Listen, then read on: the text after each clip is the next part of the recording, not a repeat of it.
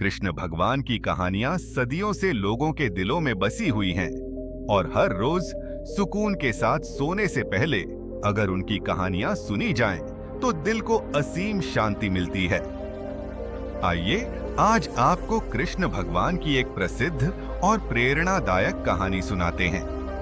यह कहानी तब की है जब भगवान कृष्ण बालक थे और गोकुल में रहते थे।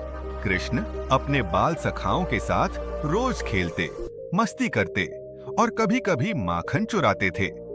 गोकुल के लोग कृष्ण की इन मस्ती भरी शरारतों से कभी नाराज नहीं होते थे, क्योंकि सब जानते थे कि उनके छोटे-छोटे खेल भी गहरे संदेशों से भरे होते हैं।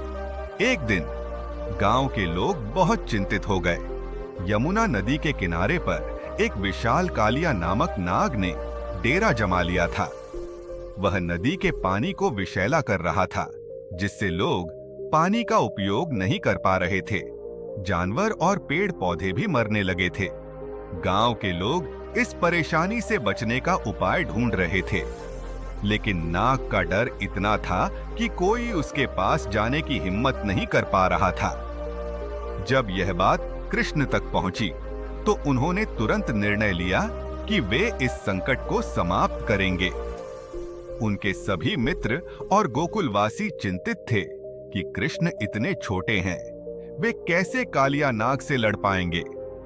लेकिन कृष्ण को पूर्ण आत्मविश्वास था और उन्होंने कहा, डरो मत, यह संकट जल्द ही समाप्त होगा। कृष्ण यमुना नदी के किनारे पहुंचे और बिना किसी डर के नदी में कूद पड़े। जैसे ही वे पानी में पहुंचे, कालिया नाग प्रकट हो गया। नाग ने अपने जहरीले फन से कृष्ण पर हमला करने की कोशिश की, लेकिन कृष्ण ने चतुराई से उससे बचते हुए उसके फन पर छलांग लगा दी। कृष्ण कालिया के विशाल फनों पर नाचने लगे और उनका नृत्य इतना प्रभावशाली था कि कालिया हार मानने पर मजबूर हो गया। कृष्ण के नृत्य के प्रभाव से कालिया नाग कमजोर पड़ गया और उसने भगवान से क्षमा मांगी।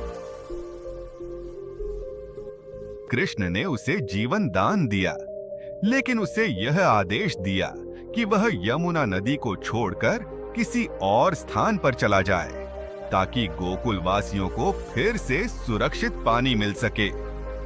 कालिया नाग ने कृष्ण की बात मानी और सदा के लिए वहां से चला गया।